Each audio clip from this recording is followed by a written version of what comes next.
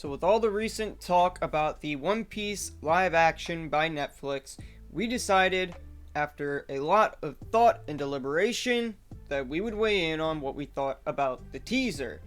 And with the way fans have been tearing each other apart, yeah, that's why we weren't sure we wanted to do this, but we're gonna do it. So, we actually have very mixed emotions on this. We're leaning more towards the positive side of the spectrum than the negative side.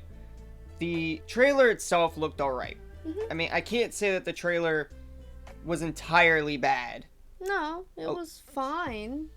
A lot of people are comparing this to something like Dragon Ball Evolution. I don't think it was, from what I saw in the teaser, that it was that bad. No, it's not that far gone. No, I mean, that, if you actually know anything about Dragon Ball and you watched that movie, God help you if you did, but if you did, you will know that movie is terrible beyond belief, and just the way that they did the Baratian scenery alone destroys what they did with that movie. I mean, they made Goku a student in high school. Goku never even went to school. That's ridiculous. We're gonna discuss this.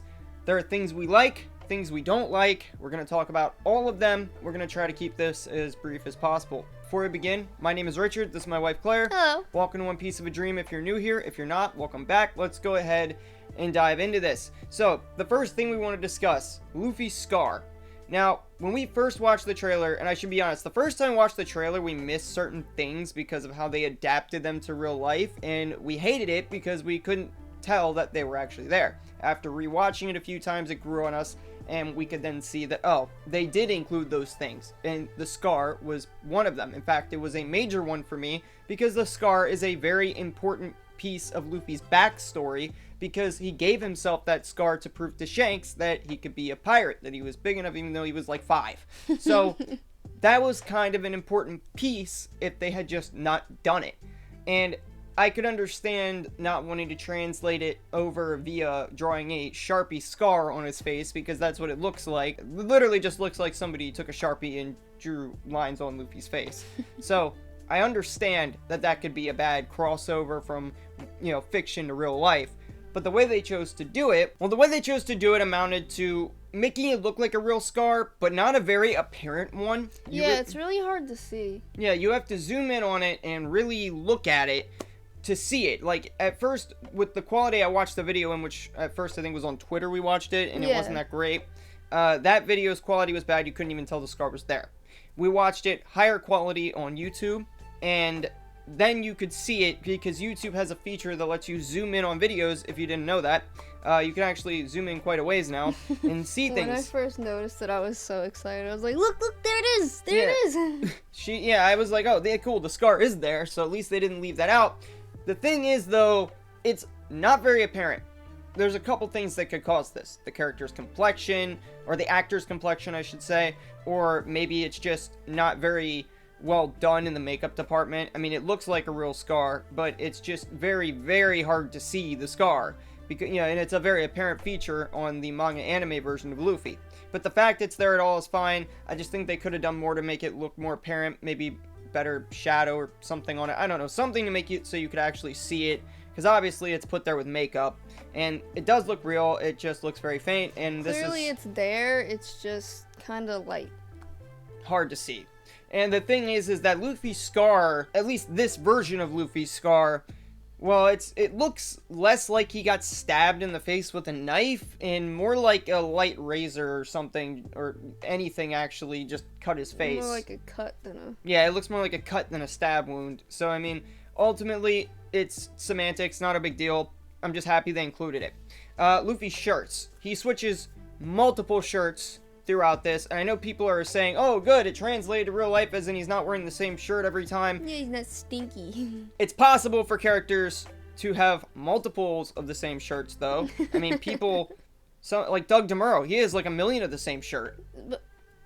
But still, it's all the same undershirt. But that's not the point.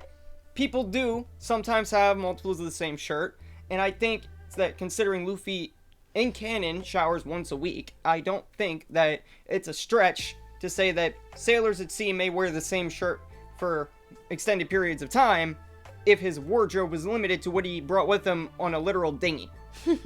So I'm gonna just say, fine, I let it go, but it's weird seeing Luffy in different shirts, and usually when he is in different clothing, it's to represent a different arc or time or plot point in the story. As far as other characters that have many wardrobe changes like Nami go, considering the chest size issue that's apparent, I would love to know how they're going to tackle that. Are they going to give her like a chest piece, or are they just going to... If they go that far, then yeah, probably. Are they going to give her like a free boob job if she wants it? I don't know. So I guess that's up to her if she wants to go that route. But regardless, the point is, are they going to like completely change her wardrobe? Because there's a long part of the series where she's just wearing, in Kittymon's words, a breast band. However, right now she's fine and it's accurate enough, but I'm just curious. Also, I wanted to bring up, okay, before I actually skip off of Luffy, the lack of sandals. Let's just bring that up. We all knew that. We all knew that was going to happen. It's apparently a safety concern. Yeah, people argued it's going to be difficult to tell Rio is in use. Maybe. I mean, better safe than sandals. Yeah, as long as, like, this part of his leg is visible because he's in shorts, then it should be fine, as long as the shoes themselves don't get coated in hockey when he uses armament. When he uses Rio, though, then they could be used as that. I mean, yeah, people are like, oh, it's his main weapon. Yeah, it is, but honestly, I could see maybe the issue of running around in flip-flops all day. I don't know why they couldn't have just maybe CGI'd him on or something, or, you know, I mean, it's kind of strange, because I've seen actors go through some serious crap to do certain roles. I mean, good example of this, and this is going to come into play a little bit for Zoro's character. I don't know how many of you guys have seen Sylvester Stallone in Rambo First Blood, but he went through hell to get the physique that he had to be in that movie. And he got himself down to, like, I think, like, 1 or 2% body fat or some crazy number. It might not have been that low. It might have been, like, 4 or 5. I don't remember. He was at one point, like, eating a piece of lettuce every day. Like, just a piece of lettuce. Yeah, he was working out super hard. The dude went through a bunch of crazy crap to get that physique in that. Just a piece of lettuce? I think, if I remember it. You guys have to go look it up. But he did do some really crazy crap. It might have been a little. He might have eaten a little more than that. I don't remember. I think I read that. But he did do a lot of crazy stuff to get that physique. So I'm wondering, in Zoro's case, since Zoro is currently physically accurate, because pre-time skip Zoro is skinnier, he bulks up quite a bit later on. Is the actor for Zoro going to, you know, bulk up and, like, start working out and, like, doing, like, you know, heavier lifting or something? He might. I mean, if he does, great, because then he'd be able to match Zoro's physique, because Zoro actually has the biggest boobs on the Sunny. And he's going to have to match that if he wants to remain at all within the canon. Now, yes, it's just based on the story, but these are, like, physical traits that they should try at least somewhat to, you know, carry on with, since they've done such a good job so far. Now, not every character is an exact one-for-one. And another example, as I brought up Nami earlier, like, her roots are showing and stuff. It's interesting that she actually dyed her hair for this, didn't just wear a wig. But I can also let that go, because you can't, like, bleach your roots, your hair will fall out. I mean, I guess you could, but right after having already colored your hair, it's dangerous. You can, but you gotta wait till your roots are a certain amount of grown. Yeah, so I can let that go. I mean, it does look a little funny, Nami with dark brown roots or whatever, or just darker roots, but it doesn't look bad. It's fine. I can let that slide. This is a real life adaptation, but it does make it look like she just dyed her hair, which is weird because I don't know where she's getting the stuff to dye her hair at sea. Considering, I mean, I guess on land maybe, but it would make sense that it would fade. Maybe she's using natural remedies. I don't know. It's whatever. It's just hair. It's not a big deal. At least Zoro's looks really cool. The actor for Zoro, definitely, they chose a good color for that. As far as the Going Merry goes, it's disturbing. The Going Scary. Yeah, I think it's the most atrocious ship on the show. I mean, it looks good for what it is, but it's just kind of creepy. Literally every other ship on the show is amazing looking, especially Garp's. Oh my god, Garp's looks insane. They did an amazing thing with Garp's, and the Baratier as well. It also looks amazing, which is actually docked at the shore side instead of out at sea. Hopefully they don't say or portray that, like, by showing that. Hopefully they still try to make it seem like it's out at sea and only show it with shots where it seems like it's at sea, because that's it's kind of an important part of Zeph's dream. I know that, obviously, the logistics of having a floating sea restaurant is, you know, it's not good, and it would be very bad for filming to go out in the middle of the ocean and film safety. this. Yeah, and safety concerns. So that's just not good. But if they could at least make it look that way, just try to keep with angles that look like it's still at sea, that'd be good, because the whole point of the Baratier was a ship floating at sea to feed starving sailors, pirates and regular sailors alike. Zeph didn't care. Anybody who was starving could eat there, and that was the point, because they were starving on an island, him and Sanji, And apparently he had been through that before, and his dream, because of this experience that he's had multiple times, was to open a restaurant that would ultimately feed starving sailors. So that is a sort of important aspect for them. I mean, obviously, you could argue maybe Zeph isn't a complete... maybe he's more of a side character. He's brought up multiple times in the series, so I don't know. He's obviously not a main character, but he is like Sanji's father figure, who replaces Vinsmoke Judge as the father figure, because Vinsmoke Judge is kind of a piece of crap. What a stinker. Yeah, but ultimately, it does matter a bit, because Sanji also believed in that dream. Going forward, though, we have Charlestown, which looks absolutely incredible. I know they CGI'd in the Marine base, but it looks completely and utterly insane. It does. It looks great. It looks awesome. So that they did perfectly. And we had the scene where Luffy first meets Zoro. And that scene's really cool. Captain Morgan, or Axiom Morgan, had a statue of himself at the base or something, or in the town or somewhere. I don't remember exactly where he had it, but he had a statue of himself. And in this case, they decided to go with the My Dear Leader aspect, like Kim Jong-un or some other dictators I'm not going to go and mention because YouTube will probably think it's not a good thing to do. But they basically just have a big picture of him up on the wall. And I guess maybe at some point they'll destroy that the way they did the statue or something. I don't know. I'm also curious if they're still going to carry over Zoro actually being the one to take out Captain Axiom Morgan, because it wasn't Luffy. Zoro did it. That was one of his times to shine there. I can't see why they would change that. Yeah, and a few other things I want to cover. Nami, as I mentioned, looks fine for now. We'll see what happens with that. But Usopp, he looks pretty awesome too. I mean, he's actually, honestly, one of the more accurate ones. The only thing they changed was his hair, and I'm fine with the hair. I mean, it's not really that crazy off. He even has the slingshot. He doesn't have his nose, but you know what? Can't even be mad about it, because I can't imagine running around all day with a big floppy prosthetic on my face. I'd be I'm not even gonna bring that up. I'm not even gonna bring the nose up. Forget the nose. Because, like, that would just... I know it's a gag and stuff, but it would just look stupid. Like, why bother with that in the first place? I get it's part of Usopp's character... because he's a liar, you know, he's got a long nose, he's Pinocchio, I get it. But I'm not really seeing the purpose of bringing that aesthetic over to real life. It would look stupid, first of all. Second of all, yes, as she said, it would be very annoying to run around all day wearing a prosthetic nose. I mean, I guess there's... Oh, I'm not even gonna say that, actually. I was gonna say... Oh, it's just a good idea to not have it. I was gonna make a Michael Jackson joke, but I decided not to. Then there is also Sanji, who looks nothing like Sanji. He looks like Eminem with long hair. I think that's the only real main cast actor that I'm not really agreeing with entirely. I mean, maybe his acting will make it worth it, but as it stands right now, he just doesn't look enough like Sanji. No, he doesn't. You know? He could have played an L. Maybe they'll get actual Eminem to play an L if this does well enough. He probably wouldn't do that. Dude, that'd be cool if he did, though. It would be, but he won't do that. And it's who NL's based on. But this guy doesn't have the curly eyebrows either. Don't really get that. I mean, people could argue, oh, it would look dumb on a real person. Who cares? It's One Piece. And people that are making the argument that you couldn't bring things over one for one and that you need to change things for a global audience, One Piece already markets itself to a global audience. That's true. It's a literal masterpiece. It's sold more copies than any other comic book ever. There is no reason to change anything, and that brings me to the dialogue. The dialogue sounds horrific between the crew. It doesn't sound anything like Luffy. That's one part I really did not like. Yeah, it's not proper. No, particularly Luffy saying, I think I'm sensing some tension amongst the crew.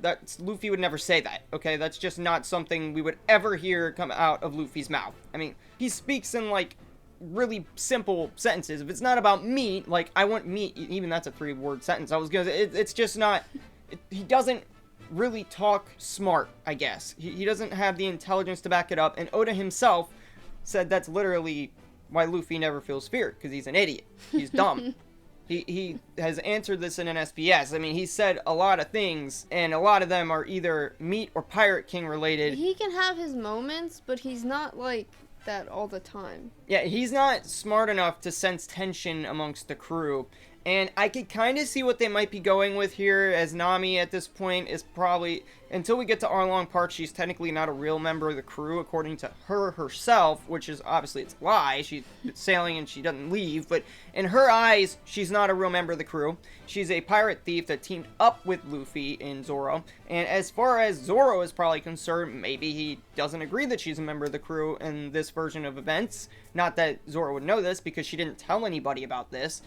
She said that she was teaming up with them, and she told Luffy that, but she didn't tell anybody that she was a member of another crew or anything like that. So, I mean, Zoro didn't really have a reason to be, like, all hating towards her and tell her, like, oh, you're not a real member of the crew. I don't really see the reason for that. I mean, maybe they'll make this work. Maybe it was just a bad snippet of dialogue and humor. And I get trying to have a real-life humor aspect to this, but there's plenty of good stuff in One Piece they could have taken that could have translated to real life just fine if it's humor-wise, at least when it's, like, talking to each other. I mean, I really hope that they don't mess up and, like, completely leave out the part when we get to it of Sengoku eating Garp's crackers, because that will actually make me hate them. Like, if they screw up Garp's screaming about Sengoku eating his crackers, I don't know, I'm gonna have to drop it. It's a great scene, even. Yeah, it's my favorite scene, at least one of them in the entire series, and I genuinely hope that they don't screw that up. So next we got the Lure of the Coast and Shanks. That looked amazing. Oh, yes. I love the way the Lure of the Coast looks, and Shanks looked really cool in the shot, even though we didn't see the front of him, we just saw the back. It looked really cool. Very nice shot. Yeah, I want to know how they're going to portray his hockey, how they're going to make it apparent that, you know, since this is a real-life adaptation, I want to know how they're going to do hockey in general when we get there. I mean, they only have a little while to figure that out. I mean, obviously, with, you know, Conqueror's hockey, in this form that Shanks used it, the manga and the anime, they just showed, like, action lines around it to prove that he was using Conqueror's hockey. They might use CGI. Yeah, I mean, they could do that.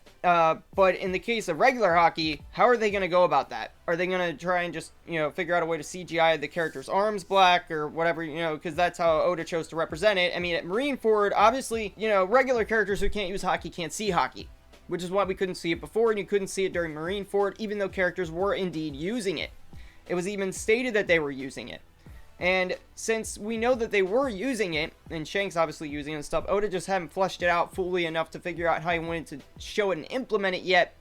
How is the series going to go about this? Are they going to show it during Marineford because there are statements of people using it? Or are they going to just not show it and continue the way that the anime and manga did? I want to know what they're going to do with that. That's a very important thing that we got to figure out, because hockey becomes a massive, massive thing in this series, and if this series does succeed and we make it all the way to Wano, there's going to be a lot, and not even just Wano, just even to the time skip. We need to know how we're going to represent hockey, because hockey is going to be heavily focused on after Dressrosa. I mean, it's heavily focused on at the time skip. It's going to be focused on even more at Dressrosa, then even more on Whole Cake Island with observation hockey, and then even more at Wano with Rio. And then ultimately, I want to know how they're going to do Gear 5, because that's going to be a hell of a cosplay. I want to know how they're going to do Balloon or Bounce Man. Yeah, Bounce Man as well. I was wondering about that. We saw the Gum Gum Pistol, where his arm stretched back, and Luffy was yelling, like, Gum Gum Pistol, or whatever, and his arm stretched all the way back. It was decent. I mean, it wasn't, like, the greatest looking thing ever, but I'm just glad they did it at all. As far as Bounce Man goes, that's going to be a challenge. Or Gum Gum Balloon as well. Anything that involves expansion. Yeah, anything that involves expansion. I don't know how they're going to do that. Maybe they can CGI that somehow, but that's going to be... obviously they're going to have to CGI. Yeah, that's going to be a challenge. As far as hockey goes, though, hopefully they figured out properly. Next, I want to get to one of the biggest things for pretty much everybody who watched this trailer, and that's Buggy the Clown. And I got to say, Buggy the Clown looks amazing. Looks great. I don't know why they put white face paint on him on top of makeup. I don't think that was entirely necessary, but I mean, he still looks fine. Yeah, it adds an aesthetic. And one thing I want to point out nobody's really said, I really, really like the nose, because that's actually Buggy's real nose. That's why he wears clown makeup. So, considering that that's Buggy's real nose, they textured it and made it look like it's not just a fake, you know, rubber ball clown nose. They actually made it look like a real nose. That, I mean, not real, but they made it look realistic, like it's actually skin and not just like, you know, some fake rubber nose. And obviously, if you didn't know that, you wouldn't be able to tell, but that's what they did. Yeah, it looks really cool despite the white face paint. Maybe they'll lose that later, but I get what they're going for, because it seems like they're trying to make Buggy to be similar to like Heath Ledger Joker from what he looks like. And I'm all for that, at least for now, and like when Luffy first fights him in Orangetown and stuff, I'm fine with that. That's okay. But once we get to like Impel Down, if we make it there, that needs to change. Because Buggy is not the same evil clown that he was. I mean, in fact, there are scenes, I think, before Impel Down that, I think, where he just wasn't the same. And I mean... Where he wasn't a peckerhead, you mean? Yeah, and once he does become an emperor at one point, he does end up leading Cross Guild and all that. But the thing is that he's kind of a wimp, and to continue with the whole making him look like a dastardly, evil, you know, mastermind clown, it doesn't work for his character later on. They could try that, but the way the story is currently being written, they would have to go so far off base to do that. There's a reason that Buggy is Oda's favorite character. It's because he's Oda's favorite meme from the series. And you can look that up if you don't know that already, if you aren't a viewer of this channel regularly, because I've said that before. Yeah, Buggy is indeed Oda's favorite character. As far as the rest of the stuff goes, Alvida's ship, that's fine. Looks pretty good. Really, I don't know why they didn't just take the Going Merry and just put wood and just paint it like the way that it actually is. I feel like if they had at least closed its mouth, it wouldn't be quite as scary. I just don't understand the cement or plaster or Paris, whatever the hell they used. I don't know why they did that. Just make it wood. Wood's available. You can buy it. Just have someone round it down, stick it on a peg basically with the way that thing sticks up, and just put it on the front of the ship. Glue it on or something. I don't know. Just paint it. It would have looked fine. That's what it's supposed to look like. A lot better than the monstrosity that they're currently using. I know they just wanted to make it look realistic, but at the same time... Well, they look like they wanted to go overboard and try to make it look awe-inspiring and, really impress people. But I think that they took it too far by doing that. I think that the fans would have been a lot more impressed had they actually tried to make it just a wooden... Just keep it a little more simple. Yeah, there's only a couple more things that we need to cover. So, the Marines... When Zoro and Luffy are fighting them, by the way, the sword fighting with Zoro, it's really cool they're going to have him using 3-sword style. I think that's awesome. You can kind of tell, though, in the trailer that the Watawichi Manji in his mouth is probably made of foam because it's too heavy. I can understand not wanting to fight with a sword in your mouth. And that is obviously something that, maybe they could have found like a plastic one look more realistic or something. I don't know. Maybe going with foam wasn't the greatest idea if that's what it looked like. I could be wrong. I zoomed in on it and it just looked different. We'll show the picture, but... Yeah, it's very apparent that the two swords in his hand seem to be different material. The no-name swords, they look like they're different material than the swords, or the Watawichi Manji, the sword that's in his mouth. As far as that goes, though, I think that the sword play looked really awesome, and I believe that we're going to see some really awesome stuff out of this. The guy that you see Zoro fighting, I assume it's supposed to be Buggy's first mate. I don't remember his name. The dude who sword fights on a unicycle, I think. I don't know why they made him look like that, because it doesn't look anything like him. That guy didn't even look close to that. In fact, he's a totally different looking character. If that's not him, I'm fine with being wrong, but I don't think that that's the truth here. I think that they were trying to make that him, and I'm sorry I can't remember his name right now, but as far as it goes, though, I know what he looks like, and that's just not what he looks like. The last two things I want to cover now, though, are Alvida. She doesn't look anything like Alvida, okay? It seems like they just picked a random woman. It just looks like a cosplay. Yeah, it looks like a bad cosplay. I'm not even gonna say anything outside of that. It just doesn't look good. Freckles and stuff aren't there from what I can tell, although the lighting is bad, but she genuinely does not look like Alvida. But maybe they just couldn't find an ugly enough woman for that. As far as Coby goes, he looks great, aside from the hair. I can't tell if it's blonde or not. It looks blonde. It looks like they didn't dye it pink. I don't know why you would do every other character's hair color, but not Coby's. There are people that walk around with pink hair normally. That just doesn't make any sense to me, but it could be the lighting, because this shot is taking place at night for some reason, even though in the manga and the anime it takes place during the day. Don't know what's up with that. But Coby otherwise is fine. I'll let it go, although I really hope it's actually pink and just bad lighting, because then Coby's friendship with Helmeppo, they're both going to be blonde, unless they really screwed up and made Helmeppo's hair pink, which would just be that'd be funny. Ridiculous. I'd laugh. Yeah, it'd be funny, but weird. That's pretty much all we got for this, though. And let us know what you guys think down in the comments. There's obviously more stuff we could have went over, but for the most part, it looks pretty good. We do have things that we have nitpicks with, but for the most part, the series does look amazing, and we are pretty confident it's going to do at least alright. My hopes are high. I hope it does alright, because if not, it's going to make people that have never seen One Piece and just jump into the live action on Netflix, it's going to make it look really bad to them, and I just really hope not, because that's going to really deter a lot of potential new One Piece fans from watching this series.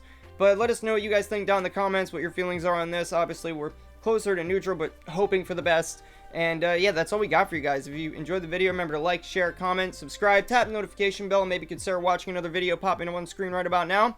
And that's all we got. Peace. Bye.